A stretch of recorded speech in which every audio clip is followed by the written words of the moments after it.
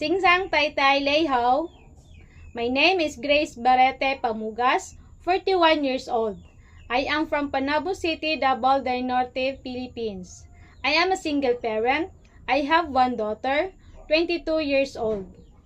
My highest educational attainment, I'm college level. My hobbies are cooking and cleaning. I'm a pet lover. I have one dog and one cat. My expertise are childcare and elderly.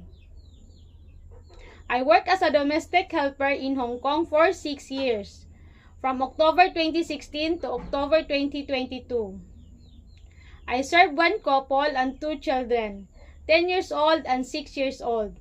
My duties are taking care of the children, cooking, cleaning, doing laundry, ironing, and car washing. And the second employer is for 1 year and 3 months, from January 2023 to April 2024. I serve one couple, one daughter, and one elderly. My duties are taking care of the elderly, cooking, cleaning, and marketing. For my future employer, ma'am and sir, please choose me as your housemaid because I'm hardworking, honest, obedient, patient, and trustworthy.